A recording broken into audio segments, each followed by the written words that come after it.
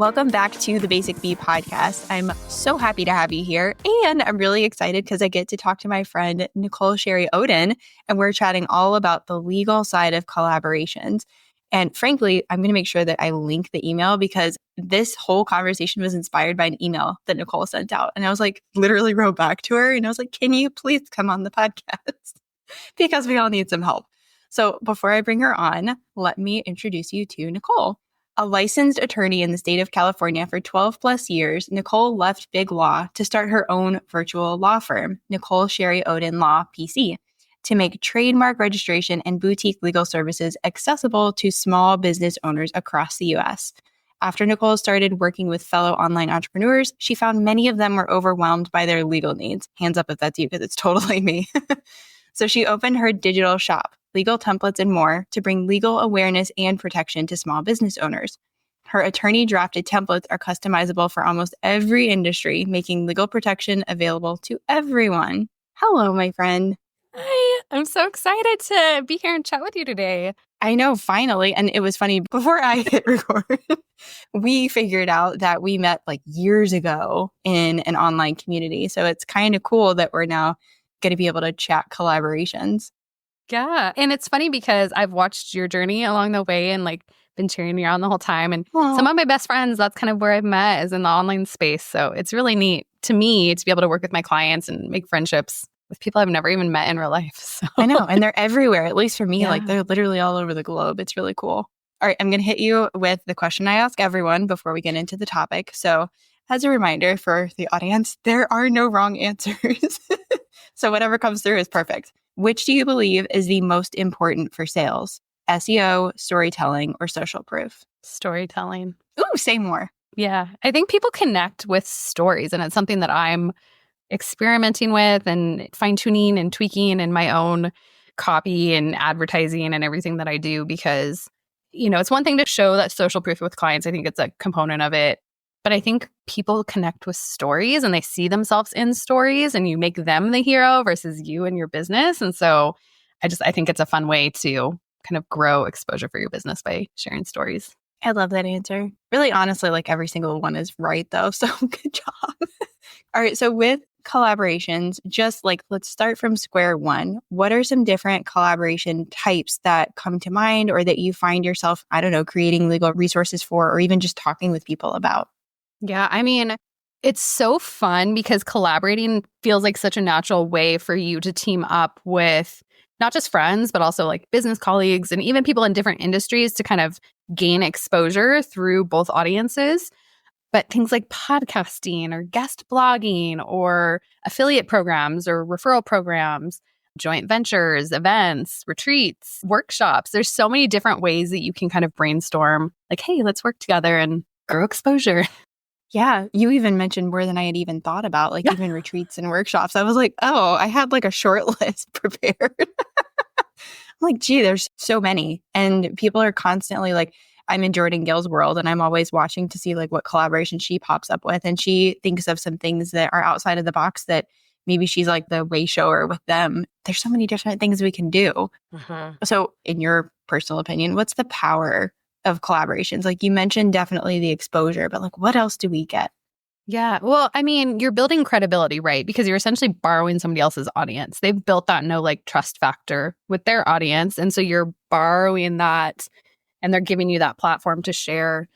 I also think it lends to creativity because, as online business owners, a lot of us have very small but mighty teams. And so when we're brainstorming, yes, it's great to have our contractors or even our handful of employees jump in. But if you take it to maybe a parallel industry or even a whole total other industry, they may be doing something completely different you wouldn't have thought applied in your industry, but you can think of a way to, oh, maybe I can apply that this way or tweak it for my industry. And so I've seen some really great new ways to collaborate come out of just brainstorming with people that are coaches and speakers and authors and people that I work with, but they're in completely different industries and different things work for them. So yeah. And I actually feel like that's one of the coolest places to collaborate or to seek out collaboration partners because your brains are different. When I had my massage practice, I had a lot of engineers. I discovered that I really related to like the logic of their brain and how just their brain works out these puzzles.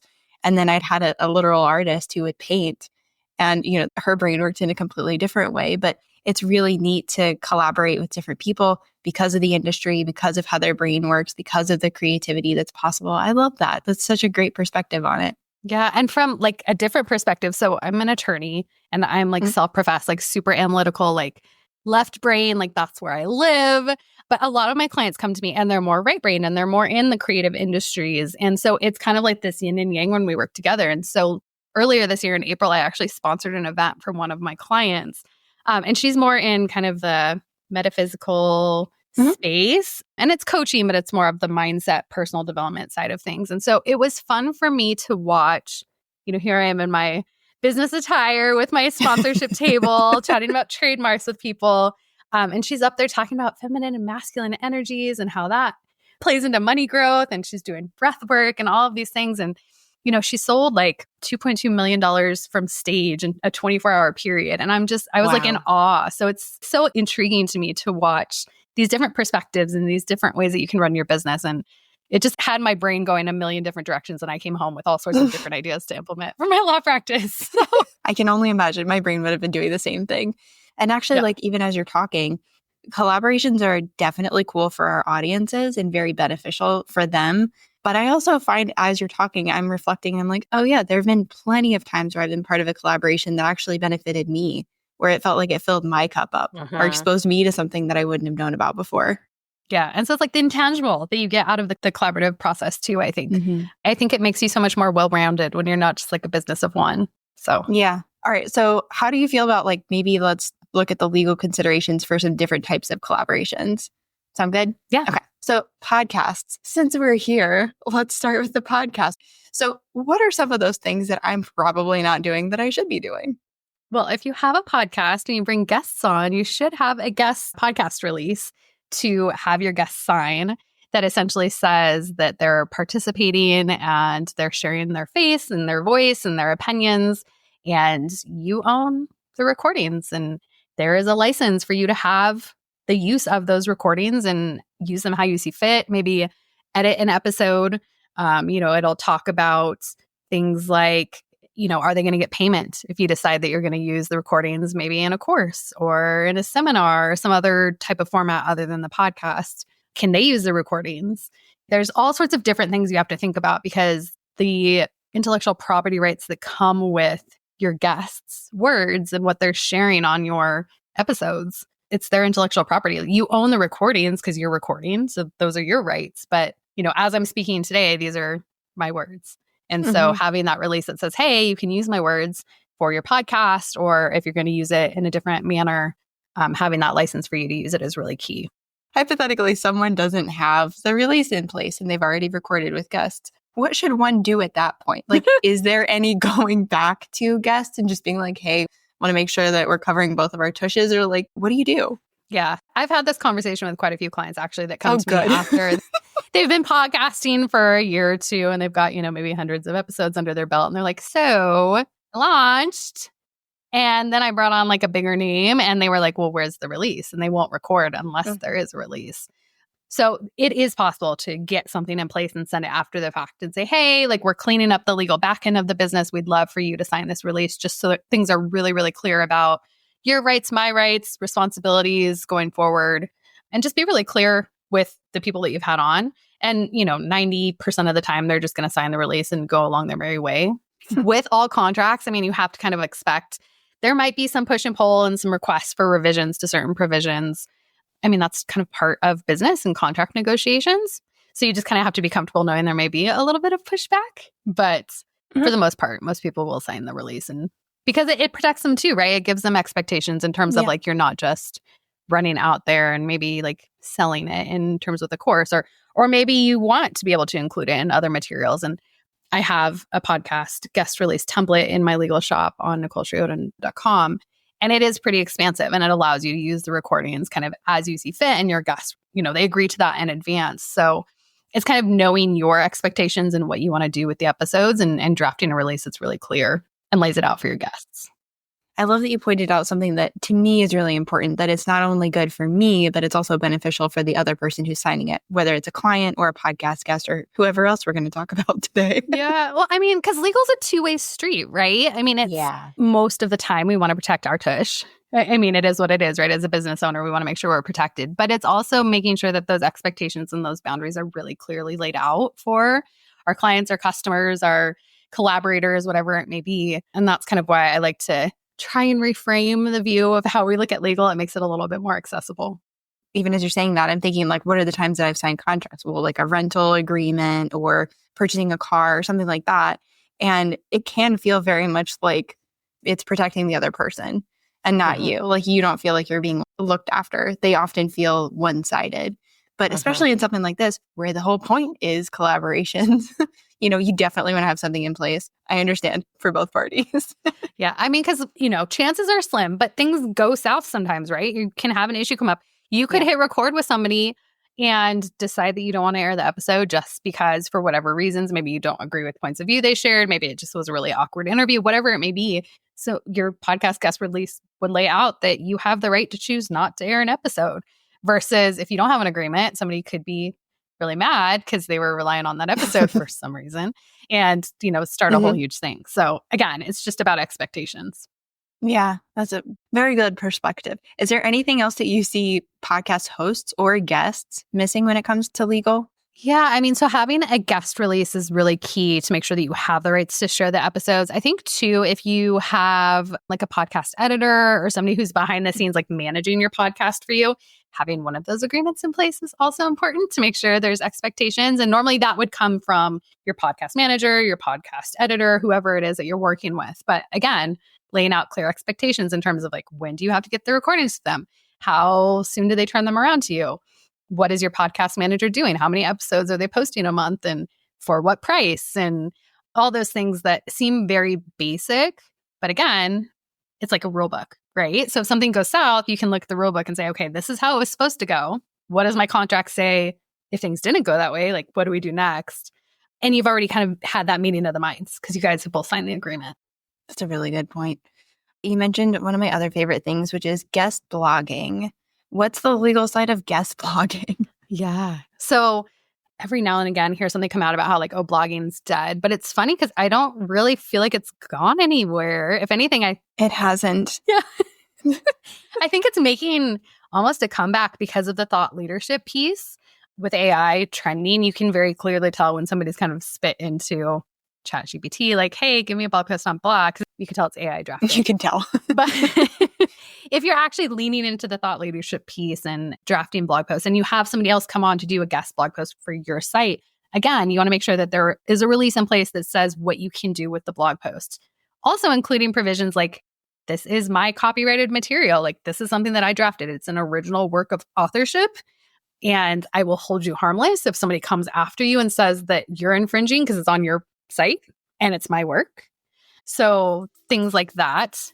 Again, if things go south or something happens, it's just a fail-safe. Okay, you get it. You know SEO is important, but no, you're not interested in learning another skill. Who has the time?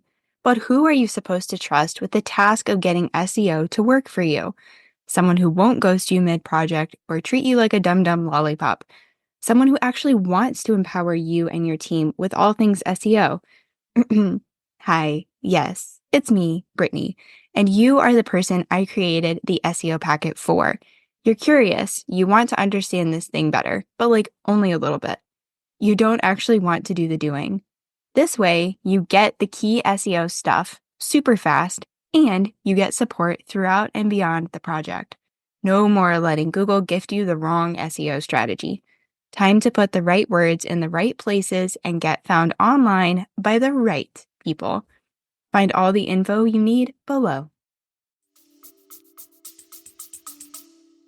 Yeah, so I have a couple of guest blog posts that are out there. And I don't know, but let's say like I change my opinion on something or I learn a bit of information that then makes me want to say, actually, this isn't a best practice anymore. And I perhaps want to update something or pull something from that blog. Is that something that could go in that contract or release? Yeah, because you're going to have language in there that very clearly gives a license in terms of you have the license to use this guest blog post on your website and how it's drafted. I mean, is it a blanket license? Like once it's theirs, it's theirs. Is it a revocable license so that you could come back and say, hey, like, again, I don't agree with that position anymore, or I think things need to be tweaked. Again, 90% of the time, somebody probably be really excited for you to do an update because it's more fresh content for their blog. Mm-hmm. But there's always a chance that maybe somebody went a different direction and isn't providing those types of things anymore on their website and they just don't want to deal with it. So having that clear language in the release is really important. Yeah, that's a good point because I could have written a blog about massage cupping or something like that. And now that I'm doing SEO copywriting, I don't necessarily want my name to be thought of when people think of massage. I want it to be more of like the SEO copywriting and that kind of thing. Mm-hmm. That's a really good point. To that point, though, I think that, and this is coming from me because I've had quite an interesting journey too in transitioning from family law to online business law, but I think that there's something to be said in like watching that full journey. So I think it would almost be more interesting if you, again, taking massage cupping and turn it into somehow how like that led you on your journey in the online space and like where the business went. So sorry, that's kind of a sidebar, but no, I mean, that's a lot of what I have on the About page, but I hadn't even thought about taking that and turning it into a blog. But that's very smart. Thank you for the content. If I disappear for the next 4 months, you know why. Is there anything else that we might be missing from the blogging perspective? Because honestly, I hadn't even thought about guest blogging and a release for that. Yeah. I think it really is just like leaning into the language about it being their original material. I think that's kind of like the key. Also, you know, are they getting paid for the blog post? Is this really just for exposure, having that language in there? Can you do anything else with the blog post in terms of like, is it just for your website? Can you post it in your membership? Can you turn it into like a podcast in terms of maybe just reading points? But I think the key piece that I've seen on the attorney side of things, when things go south, it really does kind of come down to like that very clear license language and what you can do with it and making sure that it is original work and it's not you typing things into your Google search bar and copying and pasting and saying, here's my guest blog, put it on your website. Because I've had some very interesting cease and desist letters come from people that did that. So no, don't do that. No, please don't do that. So, okay, on that point though, so let's say I get the guest blogging, release from you. I implement that and then I have some situation where a person wants to remove that blog post from my website. At that point, what do? Do I come to you? Do I need to hire other legal representation? What does that look like? I mean, I guess it's kind of like a cost benefit decision, right? Like, does it make sense to fight to have somebody else's blog post on your website when they don't want it up there anymore? Like, because it's kind of as easy as saying delete. I mean, if it's like the main blog post driving traffic to your website, maybe there's a reason you want to fight for it. And if you've got that release language that very clearly says you've got like an irrevocable license to their content, then you can always push back. But this is kind of one of the conversations I have with my small business owners is like, where do you want to spend the money in the fight? And note, I always recommend getting a cyber insurance policy. Like this is a main segue, but I feel like it goes hand in hand with your website. Because if they get in trouble because they have copied and pasted from Google and they submitted it to you, and so now you're also in trouble. If you have cyber insurance, a lot of the time there's provisions in there for intellectual property issues will help pay fees and damages. And so it's kind of like an extra protection too, if that ever comes up.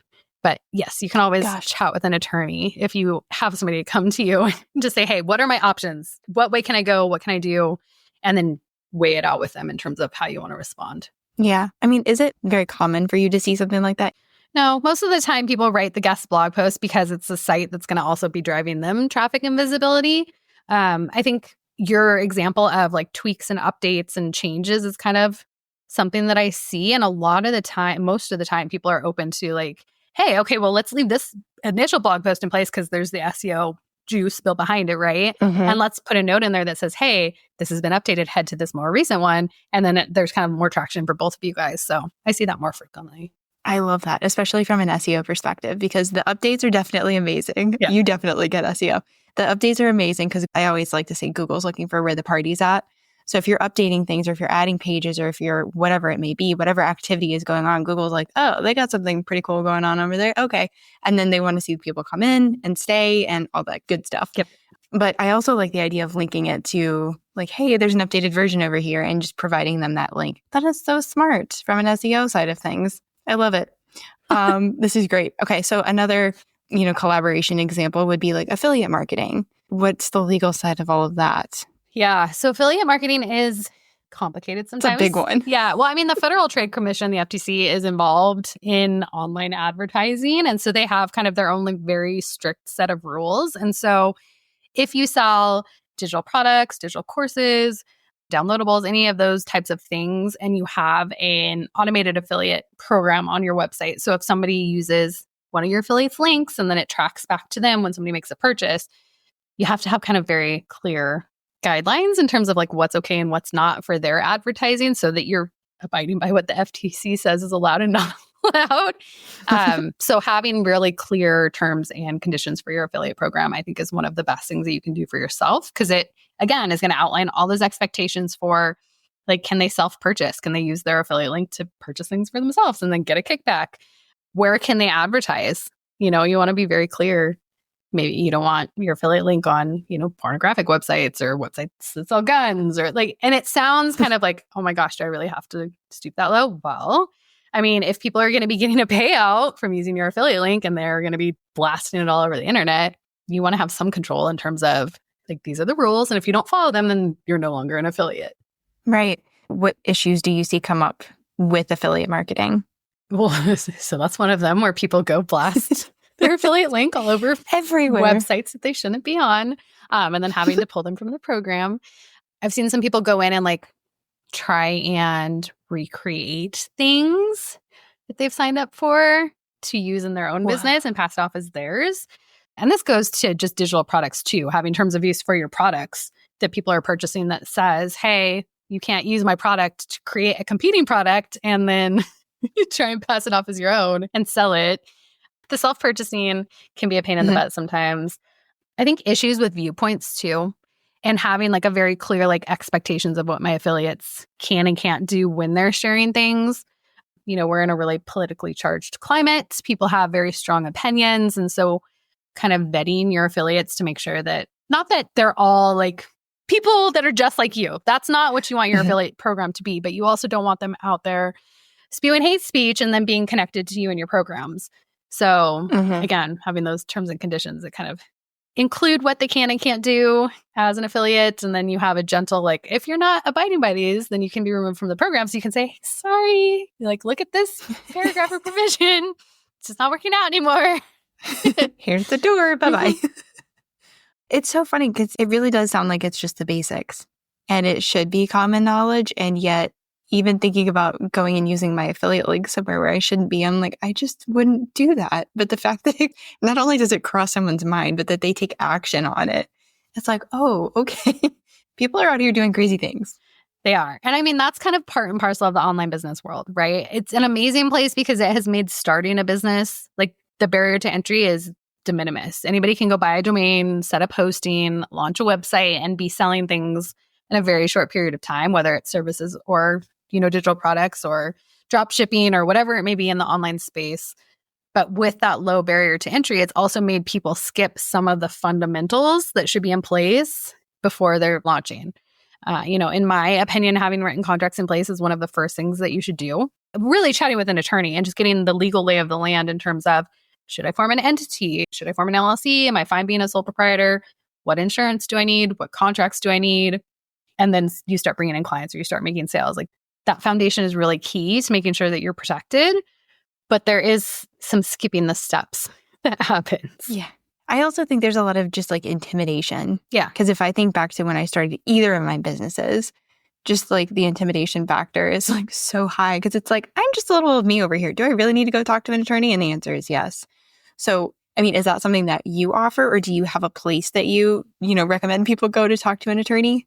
Yeah, and this is kind of what led to me starting my online business. Is I had kind of stumbled into the online space myself in 2016 after having my daughter, and I would start connecting with female business owners online and they'd find out I was an attorney. And I'm in my DMs on Instagram and Facebook and they're like, I got this contract. What does this provision mean? Or I'm trying to decide, should I form an LLC or am I fine staying a sole proprietor? And to my attorney brain, right? Because it's not intimidating to me. I went, through law school, like this is something that I deal with on a daily basis. Like, why don't you just go talk with an attorney? And like 90% of the time I was like, because they're old, white, stuffy males. It's really expensive. It's really scary. There's so much legalese. Like, can you just answer my questions? And so in addition to my virtual law firm, I launched legal templates and more. And so I have a legal shop that has basic legal templates that are based on contracts I've drafted for clients. So everything from your website policies, your terms and conditions, your privacy policy, to client agreements if you're a service provider or coach, to releases. So podcast guest release, a guest blog post release, an online guest expert release, testimonials. Also something you need your clients to sign before you go start sharing those happy words of praise. You can snag a template and customize it for your business, knowing it's not legal advice. Yes, it's based on an attorney contract, but it's a good starting point while you're deciding to start working with an attorney, because it's going to come up. You can't avoid working with an attorney your entire business life, but you can get some basics in place to at least get going and make sure you have that foundation. Mm-hmm. And even just like thinking through collaborations to like bring the whole circle back together again. That's why I love connecting with so many different business owners online, because I know you, I have a handful of other attorneys that I just know. And someone was asking for, I think it was a trademark attorney or something like that. Regardless, it came up in conversation where someone was like, I need to talk to someone like this. And I was like, well, let me just go through my Rolodex of all the people that I know and all the attorneys that I know, because it can be really scary. And Google is amazing. SEO is great. And the personal referral is always going to be number one, because you know that person, they're in your world for some reason, you trust them. If they say a person's name, guess what? You're still going to go to the website and check everybody out. But the trust is just so much higher right there, right off the bat, which is another reason why I like bringing on people that I know, who I've worked with, who I trust, because then, hearing someone is just a different level of a connection. That was one thing that Clubhouse, I think, did really well. I don't know why Clubhouse has been on my brain today, but it has. And the fact that you could just drop in and hear someone speaking, there were people that after 3 seconds, I was like, they're not confident, or something feels off, or, I don't really agree with that. Whatever it was, like audio allows you to do that in such a cool way that's like almost instant. Yeah, agreed, 100%. And I think that referrals are just such a big part of business. I mean, yes, there's Facebook ads and all sorts of marketing, but at the end of the day, like one of the biggest drivers for both my businesses has been referrals. And to me, I appreciate those clients because they're sending more people my way because they've enjoyed working with me. And I'm the same way. When I work with a service provider, or I have a product, or, whatever it may be, I mean, like a moonology journal that I was loving, and I'm like spouting it from the rooftop. It's just natural, right? When it's somebody that you know, like, and trust, and they're sharing something, you're like, oh, okay, I'm going to go check that out, or I'm going to go talk to that person. And it just makes it feel so much more accessible versus just seeing a Facebook ad. You're actually like very approachable, and you make things very easy to understand. And so people love you. But if they just see like a certain image of you or me or whatever, then it's like they can conjure up whatever story behind that they want to. Yeah. And it's funny because I went to a networking meeting for like one of the groups I was in, and I have tattoos, but I keep them covered for the most part. I mean, it's just kind of been drilled into me because of law school, and being professional. And so I forget about them sometimes. And so sometimes I'll wear like a tank top and stuff. And I think that's one of the coolest things about having my own business and like being able to set the tone and tenor for, I don't want to feel stuffy and I don't want to come off as not approachable.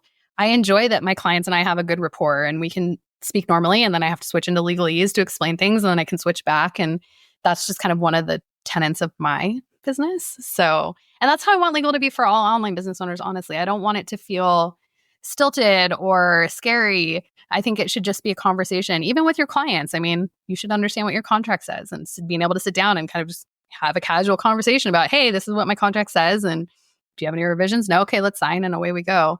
That's what I want to normalize. I couldn't agree with you more. All right, I know that this is going to happen. Someone's going to be listening, and they're going to be like, where can I find Nicole? So where can they find you, Nicole? So you can head to the legal shop at NicoleCheriOden.com. Or if you are in need of help with trademarks or contracts, if you're based in California, you can head to NicoleCheriOdenLaw.com. And that is my virtual law firm.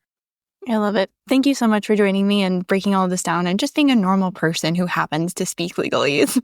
Thank you for having me. I don't think I've laughed this much on a podcast. So I know. It's been fun. It's not the first time I've heard that. All right. I'll catch you guys next time.